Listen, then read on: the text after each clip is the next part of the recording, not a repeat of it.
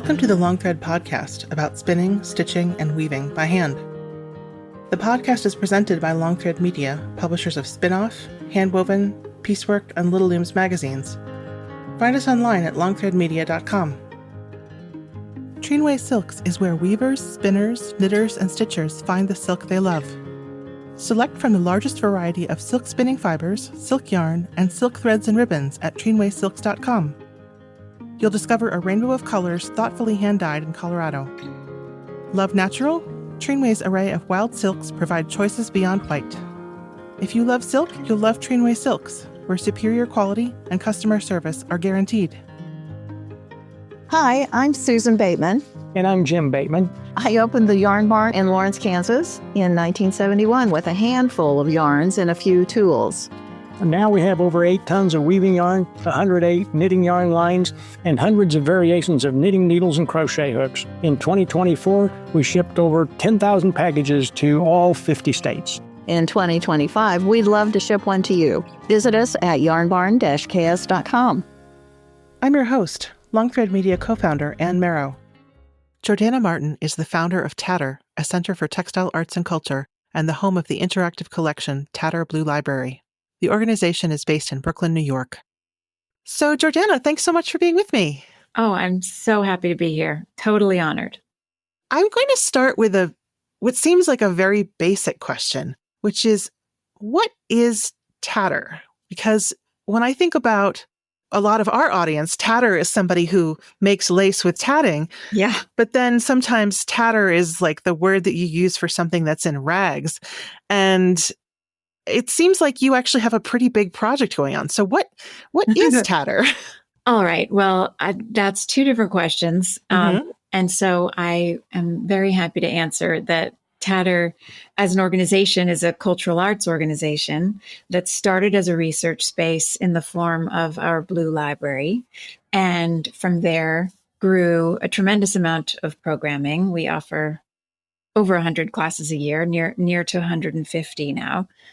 We also have a journal and we have some retail. So we're really a conversation about cloth, kind of housed in a cultural arts organization whose mission is to really explore cloth, to tell stories, connect persons, and cultivate cultural empathy. Wow.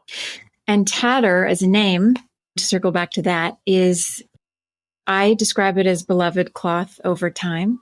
And so I did hear you say, when something is in rags, and I think that's kind of the best place a piece of cloth can be. I'm pro rag because that means that textile has worked for you, has been lived in, has been in your hands in your life in some kind of either working hard or meaningful way. And I'm much more interested in cloth that has a story to tell than something new. And just to continue that metaphor, you're also looking at tatter as not necessarily being the end of the life of a piece of cloth. It shows where it's been, but you're not talking about this is in tatters, I'm going to throw it away. Oh, gosh, no. No. I think that's like a very kind of pivotal and important moment in a piece of cloth's life where the person who's working with it can decide, where is it going next? And of course, there's a whole life to be lived in cloth after it's been a garment, it's been worn down. There's so many cultures who make very particular kinds of cloth that only come from cloth that's already been worn down. So that's just a question of resourcefulness, creativity, and the desire to kind of keep things in play. What is the connection between tatter and blue? The very first time I heard about this project, I believe it was Martha Stewart Living did this gorgeous spread of, and it was a very stylish spread. There was someone in a very long dress and a ladder in this beautiful dark blue paneled room, and it just seemed like, wow. And then, so blue has always been an element of it. What's the connection there? Yeah, blue is a deeply psychological color. It's a more than color, as one of our guest editors once named it. And it's a totally elusive color. Like, we live on this blue planet and the sky is blue and the ocean is blue. But of course, we all know if you dip a cup in the ocean and hold it up, it's not blue. And you can't box a piece of sky and call that blue. So blue just gets to play this role in our lives that is so mysterious and interesting. And I kind of see that as a metaphor for textiles, which are always kept in the background and quiet. And why is that? They're this universal art medium. We're all wrapped in cloth from the moment that we're born and have this incredibly deeply psychological relationship with cloth. And I mean, this gets really complex, but libraries too are kind of these background, quote unquote, neutral spaces. And I think a library can make art and be artful. I think cloth deserves voice, and it isn't always given voice. And we didn't want to make a neutral, quote unquote, space for our library. We wanted to intentionally saturate it in a color, and blue, quite specifically in terms of textile history, has this incredibly fraught history.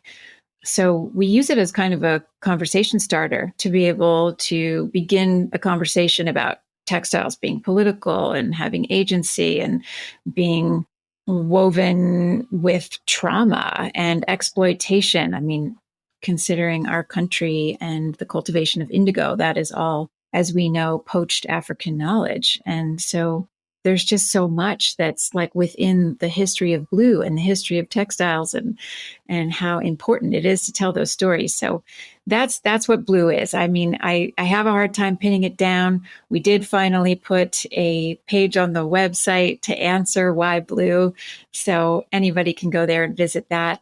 And because it's digital, we can update that sometimes, as we start to think of it differently, which I think is also kind of a nice quality.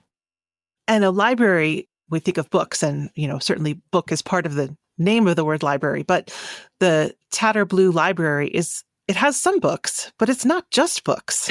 Right. How do you decide what goes in there? Yeah. Well, scope is an interesting conversation.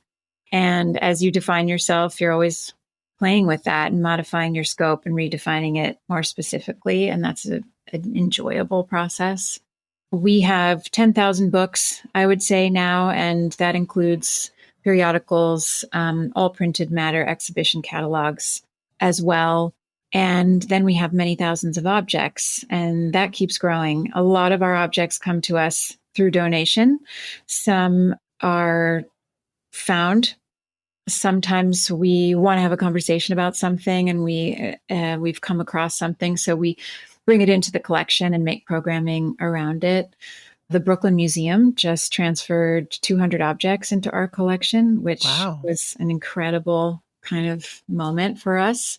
Lots and lots of samplers from many different places, and it'll be a while before we can bring those to light, but it makes everybody very happy who's on staff and gets to be with them. And it was a very affirming kind of institutional transfer, as they called it.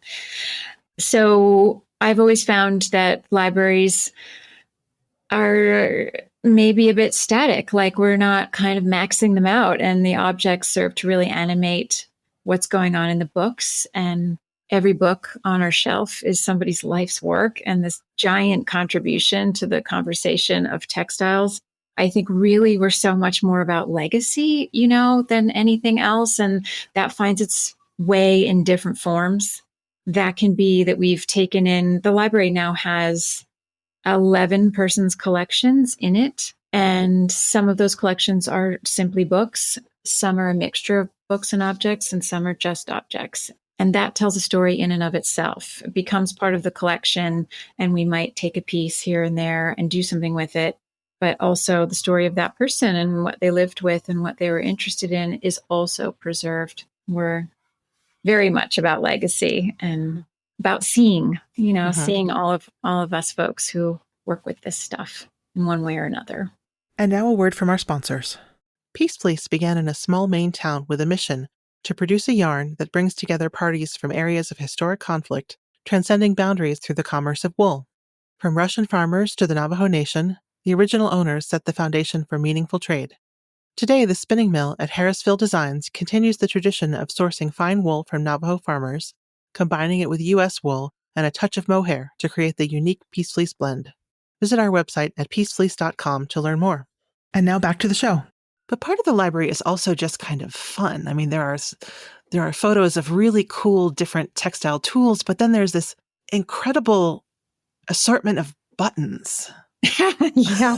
They're just fun. Who doesn't love buttons? Mm-hmm. Buttons are so eternally lovable. Yes, we have drawers that you can open and reach inside and rummage a little bit through.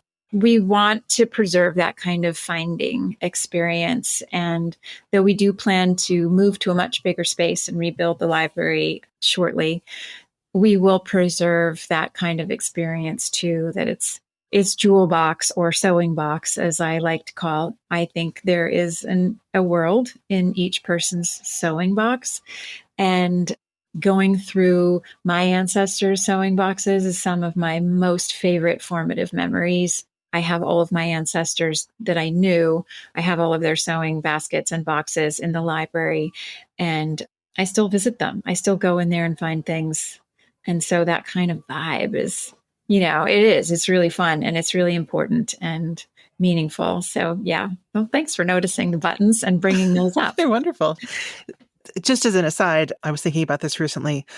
My grandmother taught both of her sons, who were born in like 45 and 52. She taught both of her sons how to sew. And my dad has both of his grandmother's sewing machines. And I have one of my grandmother's sewing machines. And one time my dad and my uncle were standing there and they were wearing jeans and they were ripped and patched in the exact same place in the exact same way. Oh, amazing.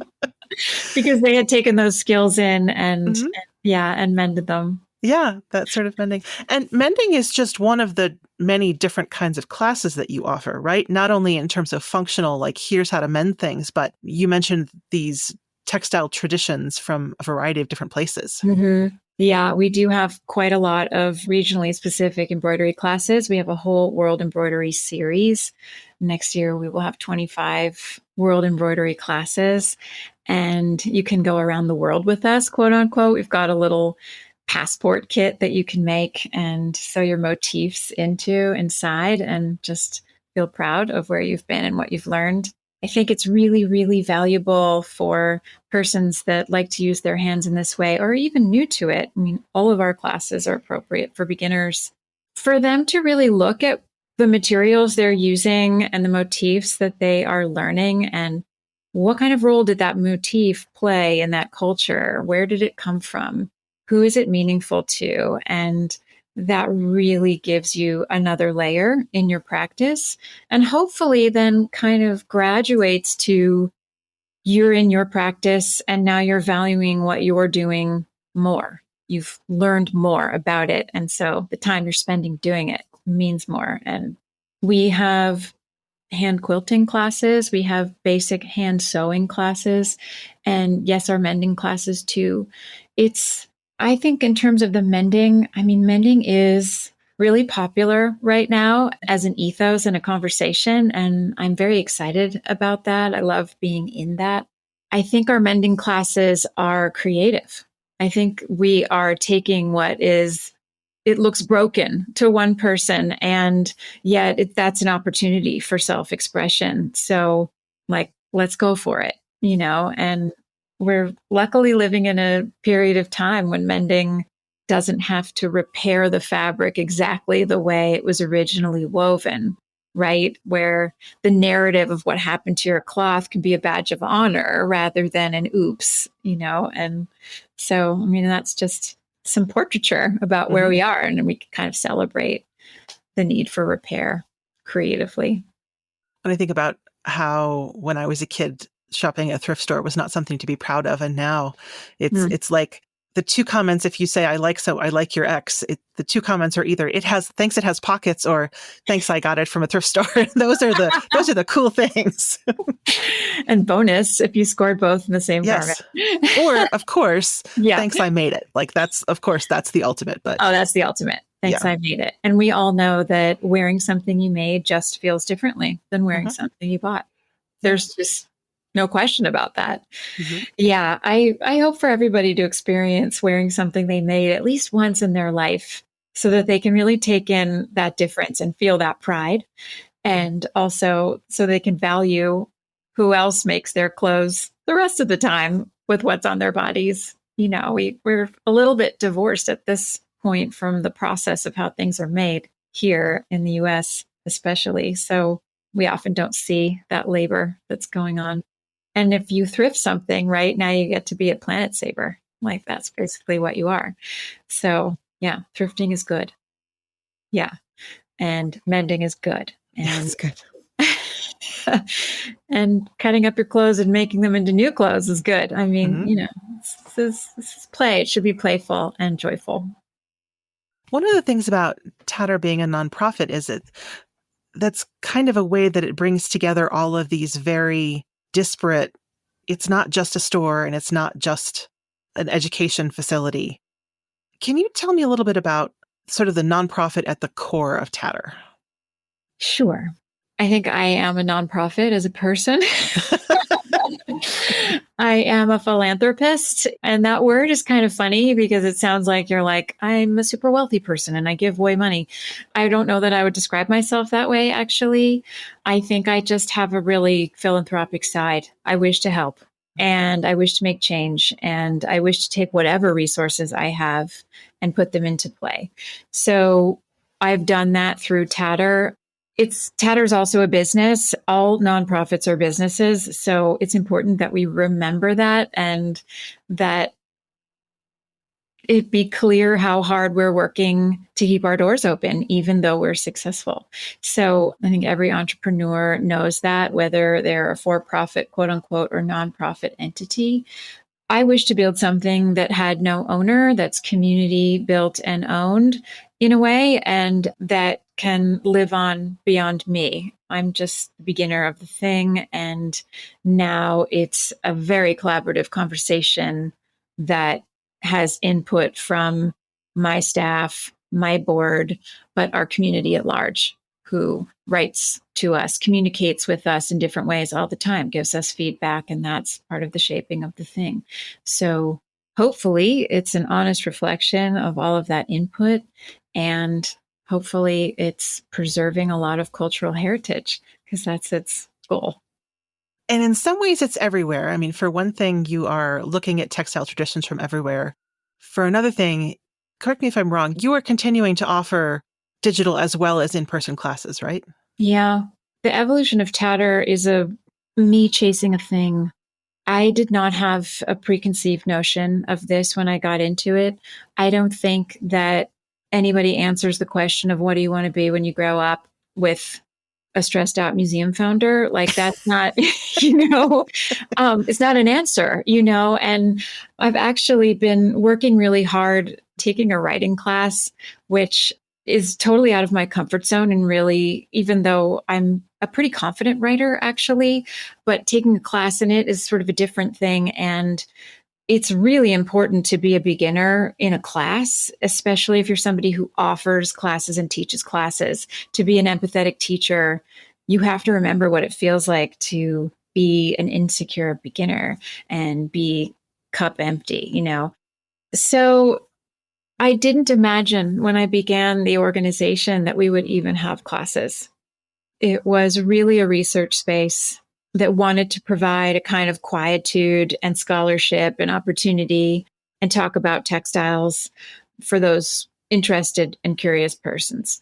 And one day we decided to offer a class, and it was super fun, as all classes are, right? I mean, we love to learn in community as beings, and it's like brain food and heart food at the same time. So we offered a class and then another class. And these were in-person classes. They were very small. We began working with collaborative teachers that were interesting to us. Sarah Pedlau was one of our first teachers.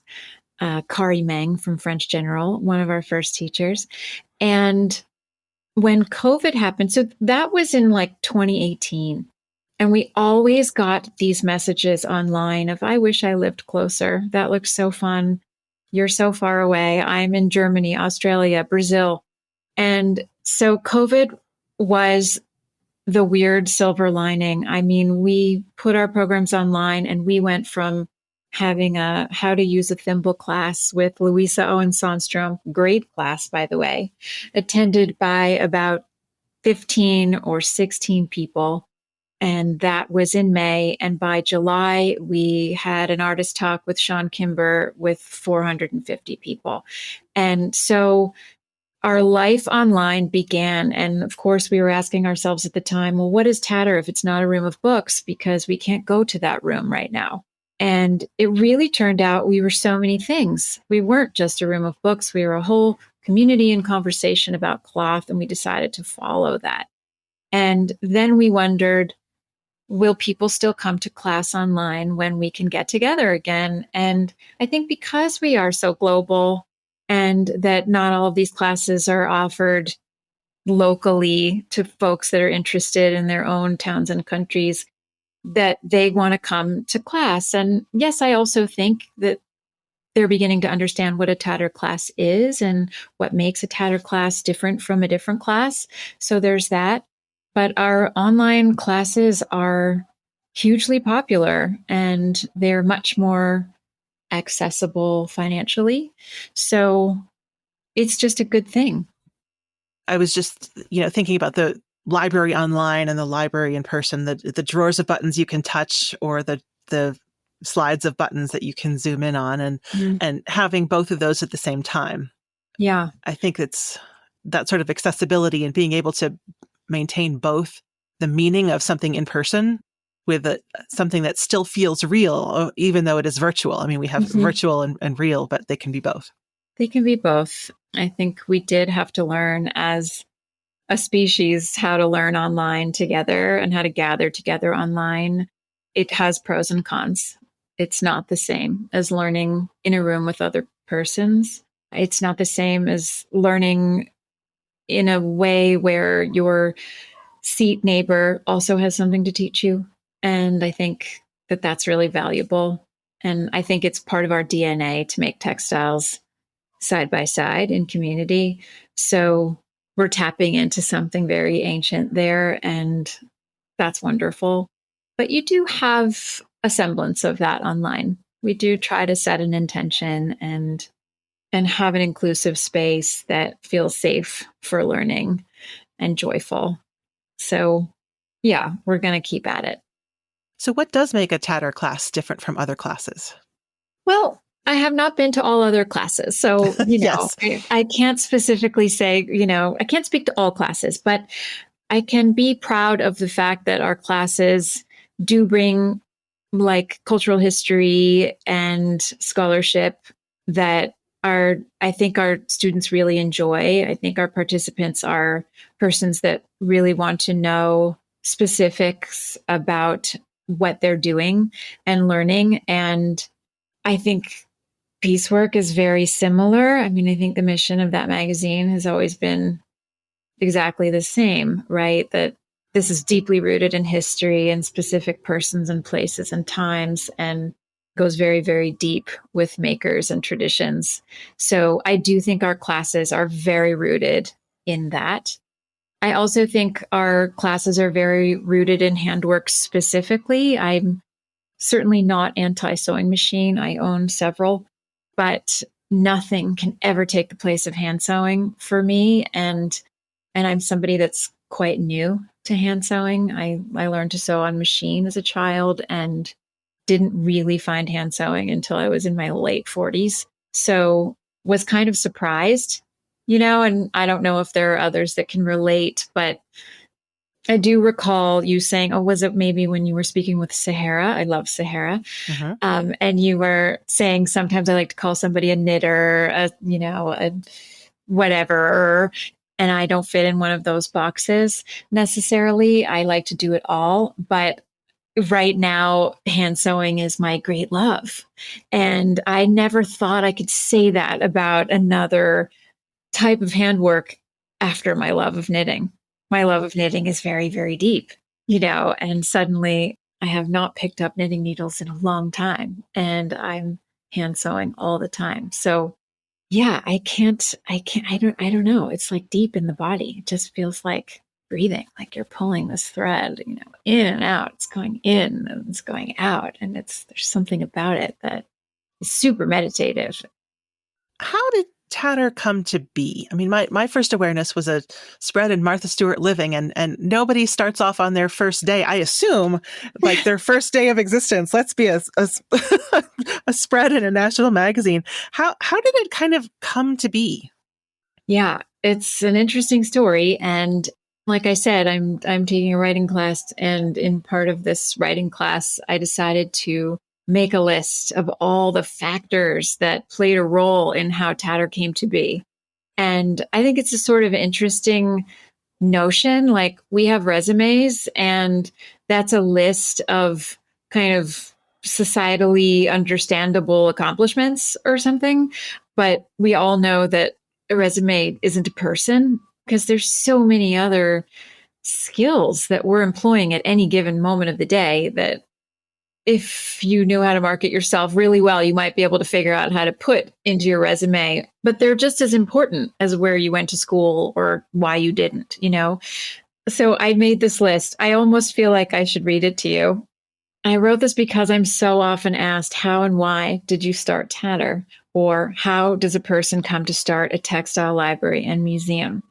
And this is my list. I went to art school. I am an artist. I see textiles through a fine art lens. I have a problem with authority. I am a control freak. I am an aesthete. I am a photographer, and I think about what I'm looking at deeply. I love books. I inherited a lot of books. I have acquired a lot of books. I like to share. I love learning. I love textiles. I believe in textiles as a means to connect people. I believe we should all try and help to connect people. Legacy matters to me. Cultural identity matters to me. Handwork matters to me. I am particularly compelled to serve adults through adult education. The ability to research is in general atrophying, and I feel compelled to help. The intersection of books and programming makes sense to me. I think in objects.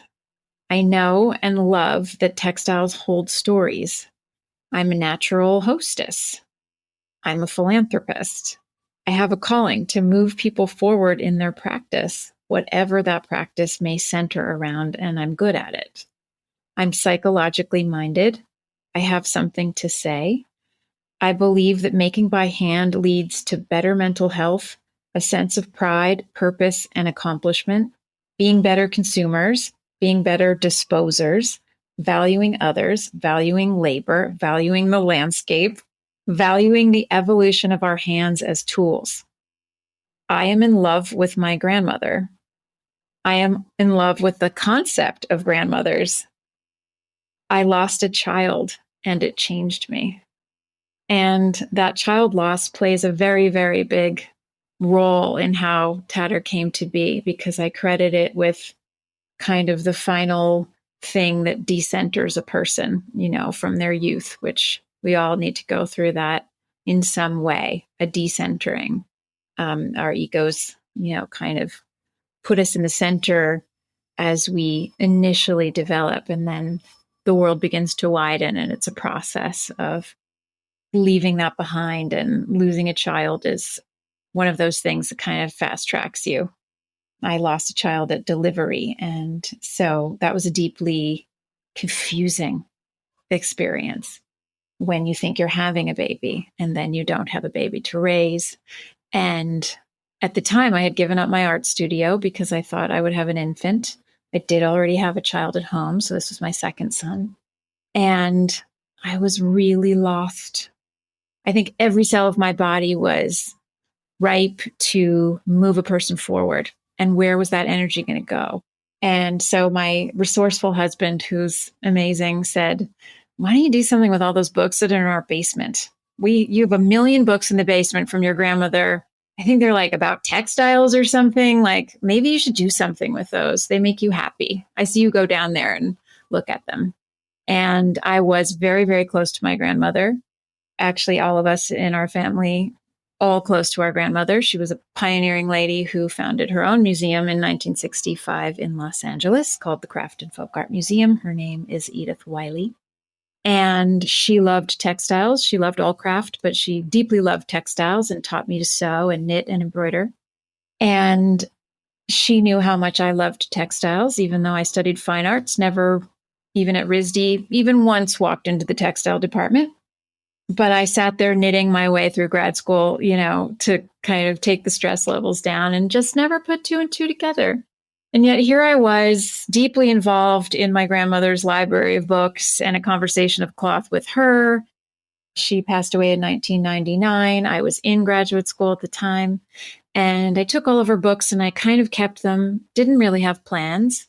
Sometimes you have a collection and it's yours personally. And other times you have a moment where you think other people could benefit from this. And maybe I should design something. So I did. I rented a loft. I put the books in it and I started a residency program for persons who were interested in the textile component of their work.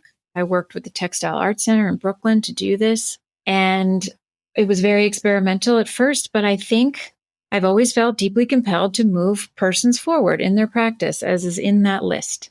And that was how I healed myself from child loss. I couldn't move my son forward, but I could find a way to host a conversation that would be meaningful to another person who was trying to move forward in their life.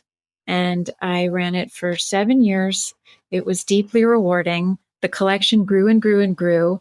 Then I was ready to separate from that other organization.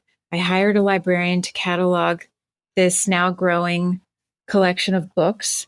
Simultaneously, I was gifted another woman's archive of books. Her name is Carol Westfall. Her family wanted to keep her book collection together. She was a digital jacquard weaver and an excellent teacher. And her students could then come and read the books that she had amassed in her life.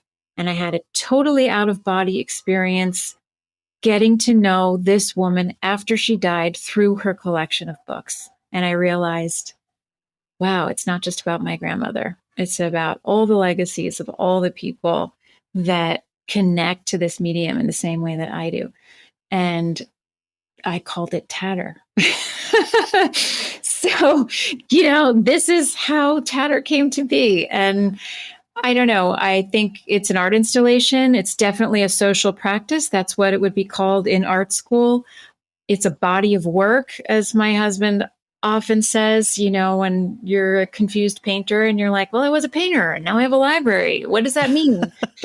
And he smartly says, it's a body of work that you're exploring. Go for it. It's making you happy. And so I did. And so, I don't remember at what point Martha Stewart came in and said, we should write about this.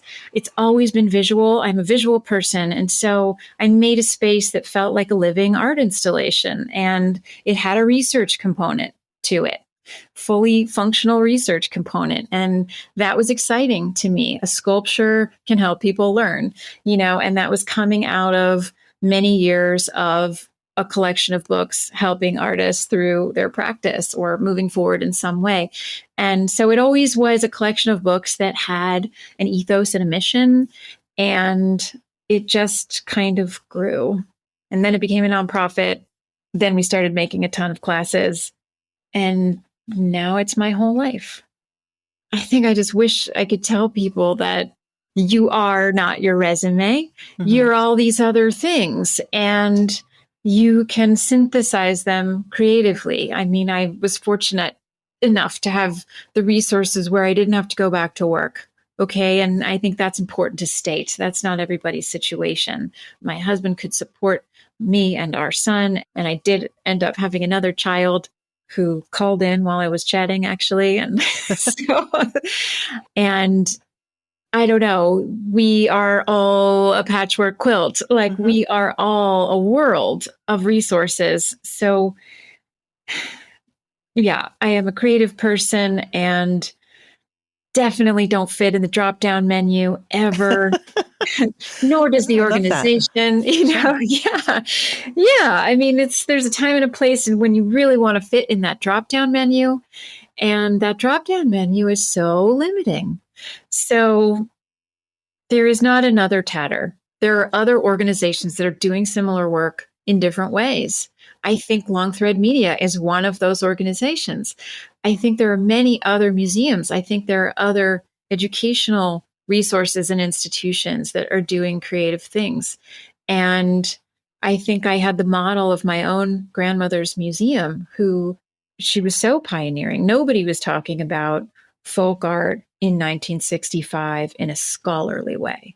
So, and she was also, like me, not an academic. So she was just as interested in having an exhibit about toys or manhole covers or puppets as she was kind of more specifically Bolivian textiles, in a regionally specific part of Bolivia. So I think it's having that model and having the model of an institution that programmed with the community. They had a mask festival annually that was attended by 100,000 people. And that was everybody. That was an acknowledgement that the mask is in every culture and serves this purpose. And so every kind of person was walking down the street in their particular mask. And it ended up in this, wild celebration of culture and food and performing arts. So I think I have that also in my bloodline, deep love of humanity and culture and wanting to facilitate a conversation about it. Yeah, there's a lot that went into making Tatter. Sure. And I think that there are different tools that you could have reached for to tell this story about humanity and textiles and also have this drive to pass it on and celebrate it. But I think it's very interesting. Not many people would reach for, I could make a museum, which is a family legacy. But I think also being an artist, you're accustomed to the idea of things being displayed and hanging and people coming to interact with something, which is sort of a different lens.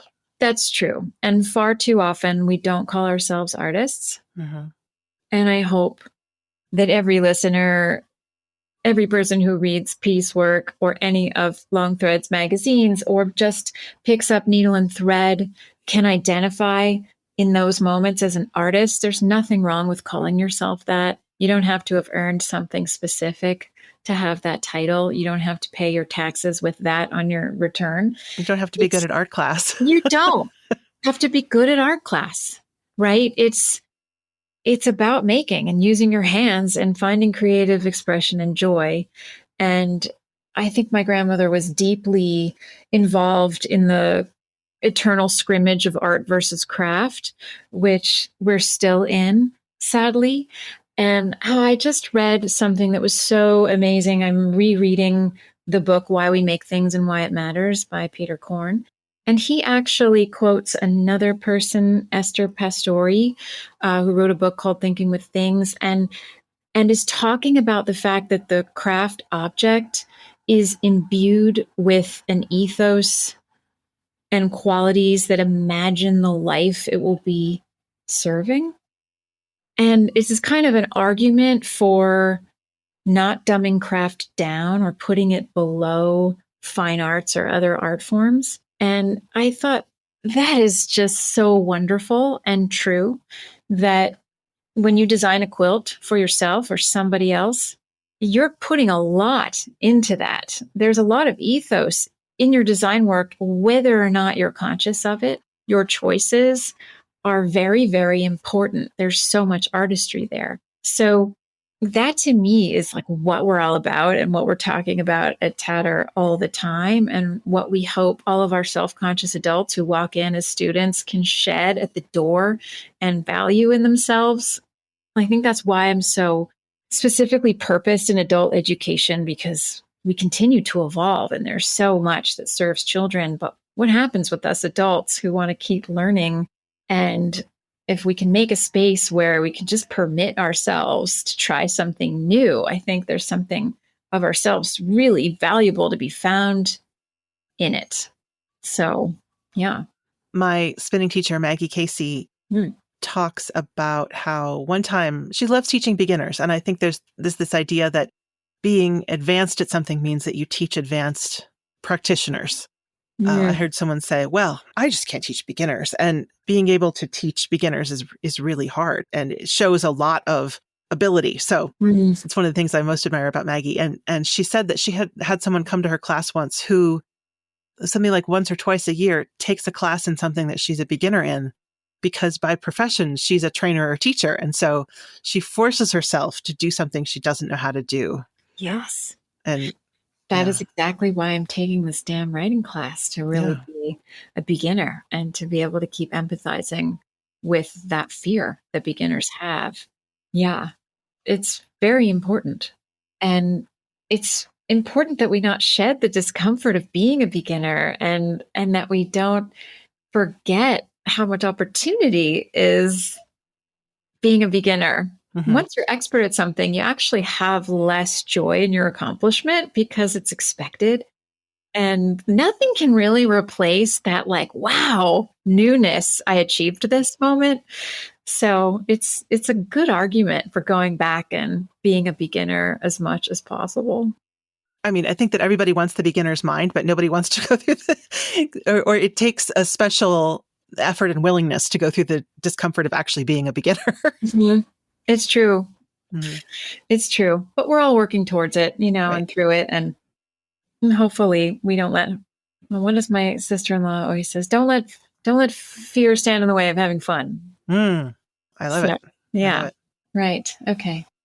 So this conversation between textiles and books, I think, is a really interesting one, because my first thought was, well, you can't do them at the same time. I listen to a lot of audiobooks, but most people can't do these at the same time. But I think there are so many different ways that books and reading are connected with crafts. And weaving certainly has this long tradition of monographs and structures, etc. But then there are others that are more story-based and about the people who do the thing.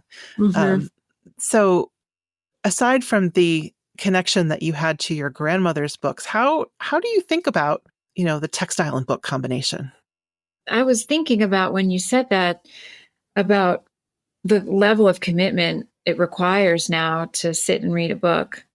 And yes, a lot of us crafters listen to books on tape, don't we? And what it means to have to surrender your favorite thing to do, which is your craft, and just do the reading. But maybe there's something in that. Maybe there's something in that moment aside of commitment that you've decided, I'm just going to read this book. I'm just going to take a leap of faith that the person who wrote it really had something to say. It's an analog book. It's not digital. I can't press highlighter with my finger like on my Kindle, and I can't zoom in and out. I'm just going to hold it in my lap, which is a familiar space, and be with the book. And I do think that we have yet to shed that. That's in our bodies too, along with learning and community. That's an ancient thing now, reading a book. And I think that being in our Blue Library is a very specific kind of space that is like a womb. It's kind of separate from the rest of the world. It's a color, it's quiet. It really isn't connected to the outside. Not very Buddhist, right? It's more of the cathedral model, but there's something in what you're communicating to yourself about that commitment that you're going to get something out of. And there is certainly lots of crossover between books and textile, just in terms of paper is a textile. It's the felting process of pulp redefining itself in a sheet. And I think we respond haptically to books and pages and the sides of pages and the covers similarly to how we respond to art making materials. And I think all of those receptors live in our palms, right? And I think tatter is a big exploration of trying to exploit's a terrible word, but take advantage of that, of those receptors in the hand.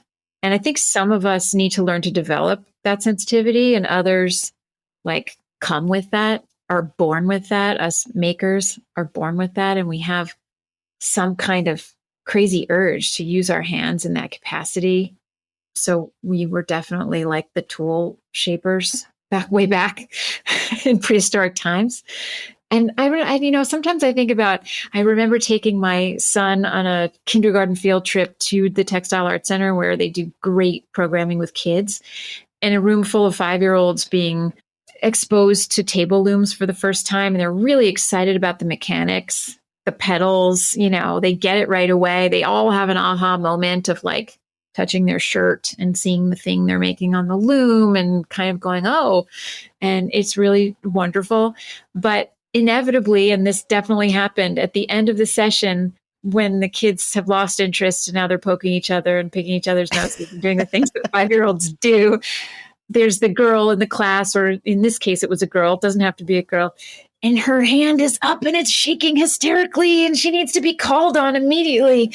And she's called on and she says, how do I tell my mom about this place so I can come back?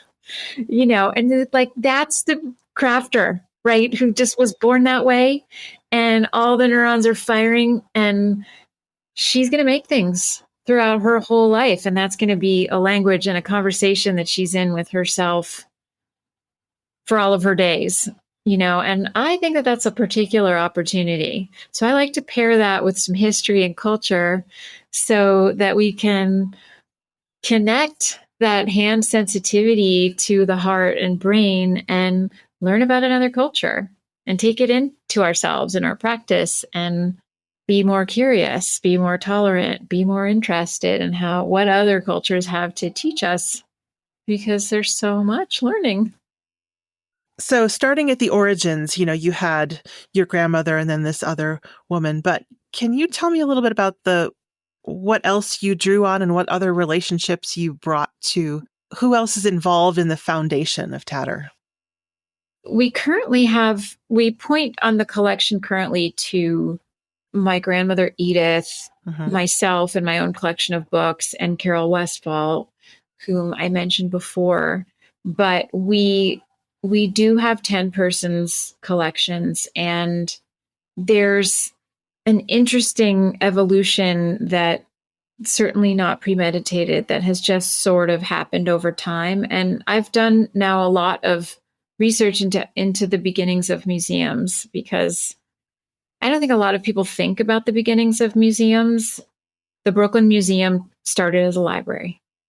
So interesting. And it was a library for tradespersons because that's who lived in Brooklyn. Wow. Craftspersons and tradespersons. And it really warmed my heart to learn that history, which previously I hadn't known, because of course we started as a library too.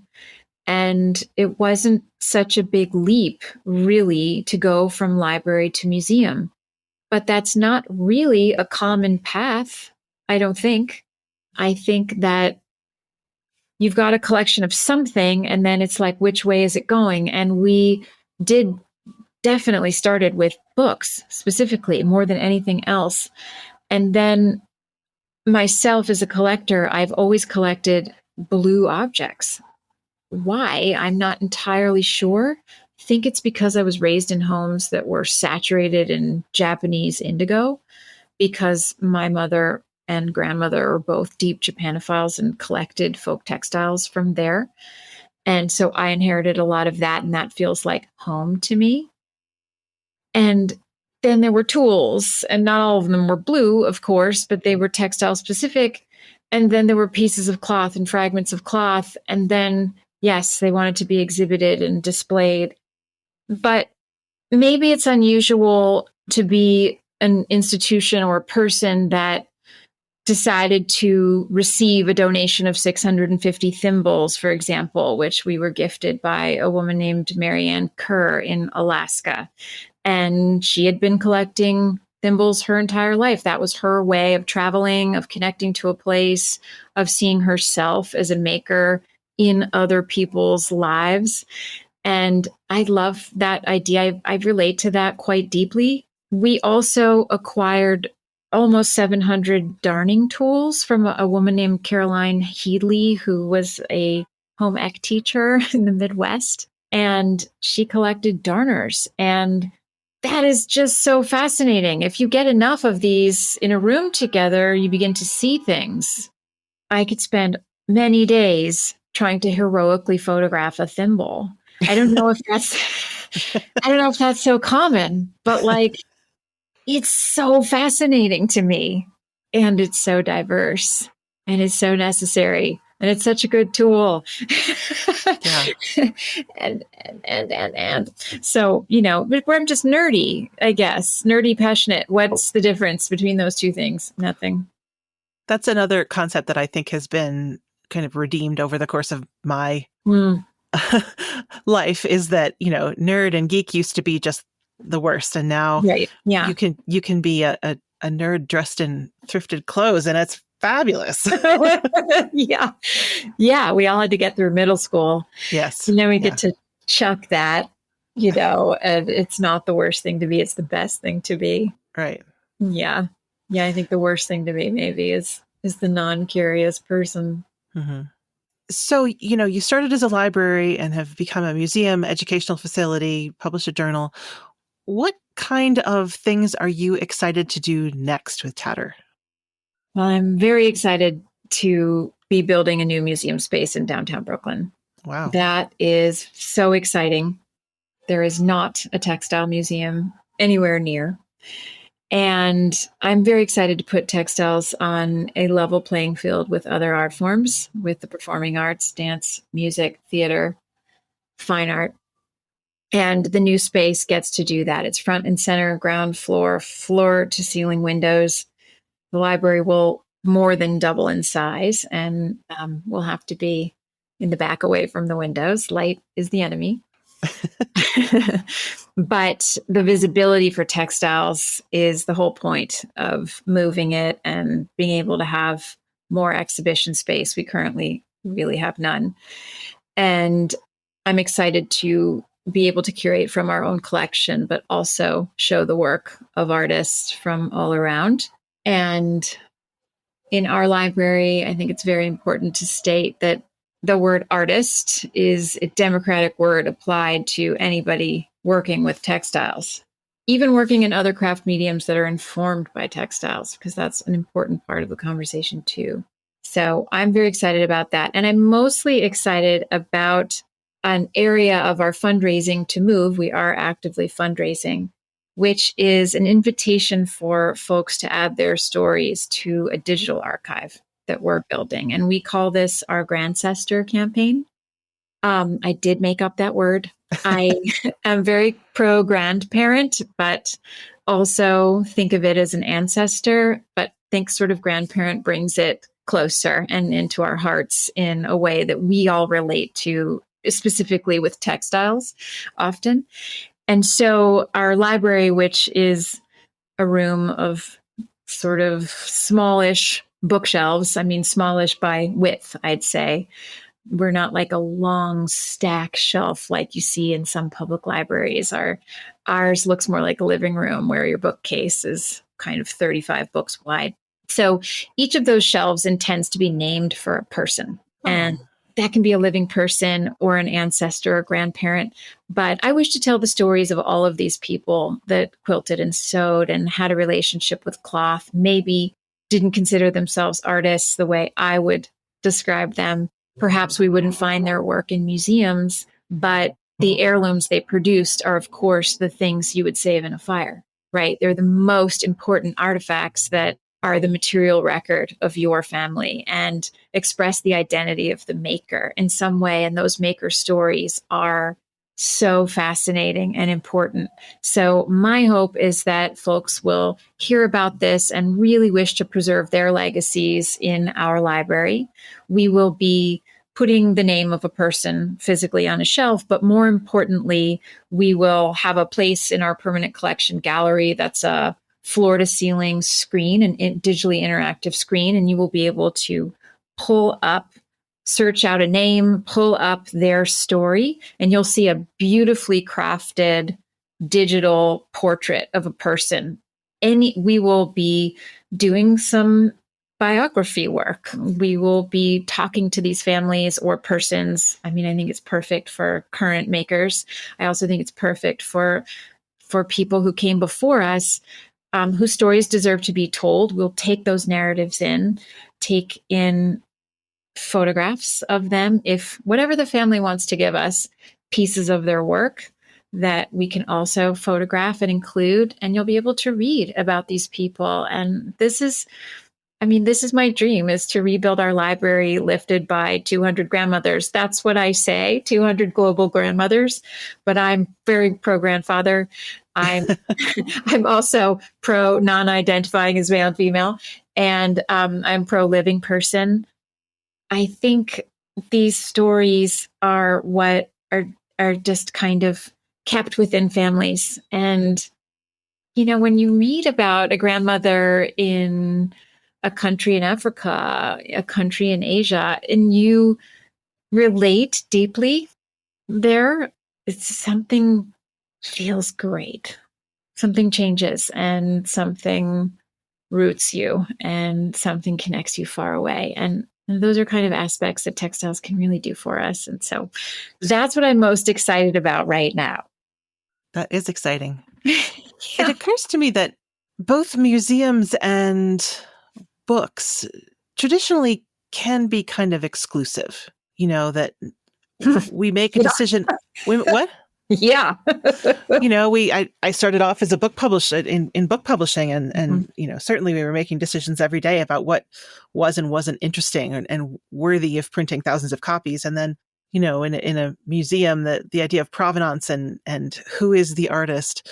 And, certainly there's a lot of fiber arts, but the kind of textiles we're talking about are, you use the word democratic, and I think that's sort of related as well, the value of individual stories, and not just because it's widely recognized or something like that. Right. Yeah. Perhaps the textile was not an achievement of the level that the Met would wish to acquire it. It doesn't make it less innovative or less meaningful. It's definitely just about the story that we can get out of it, or stories.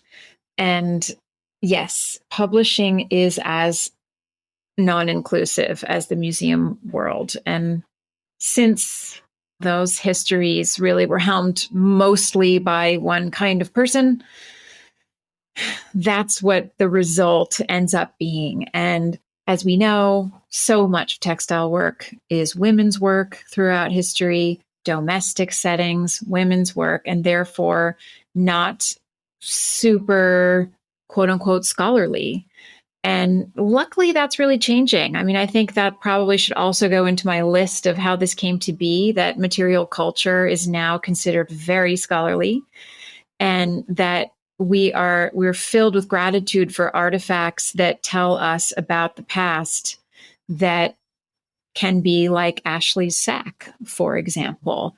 We have learned so much from the most tattered piece of cloth in sort of recent revelation. And those are just so important. There's so much lost history. And so sometimes, you've got like a clipping, a tiny shred of a baby blanket. But if somebody's held on to some of the story behind that, it becomes incredibly important.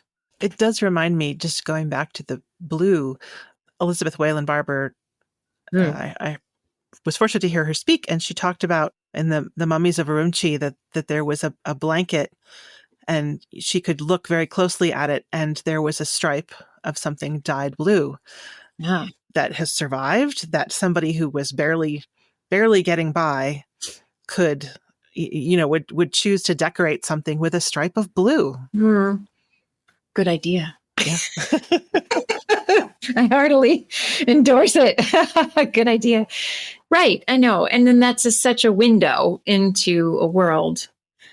Yes. I visited the Todaiji temple in Nara, Japan, and I was told a story by a close friend of mine who's definitely an historian of Japanese textile history, and was telling me the story of a surviving artifact, which was the indigo dyed cord that when they enlivened the Buddha, when they painted the Buddha's eyes, so somebody had to ascend this giant statue, as many stories high, and was painting the eyeballs, and the cord came from his brush all the way down to the persons who were spectators, the other monks and gatherers who were watching the enlivening of the Buddha, and it acted as a kind of umbilical cord to transfer the energy of the enlivening to the crowd.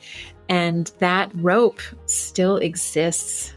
And that's the most beautiful rope ever, right? Because it includes that history and it's quite a forlorn looking object. If you would just kind of come across it, you wouldn't say like, oh, the twist of that rope was so innovative and, whatever. It's not about that. It's just about that history. It also happens to be blue. Jordana, thank you so much for being with me. I can't wait to come and visit, whether I get to see it in its current tatter, in its current bursting at the seams, or its new expansive space. Just really appreciate our conversation. I have really appreciated it too. And I'm very grateful to have been here. Thank you. Thanks to our sponsors for supporting the podcast. Thank you for listening to the Long Thread Podcast. If you've enjoyed this episode, please rate the show and leave us a comment on Apple Podcasts or your favorite podcast platform. Thanks again.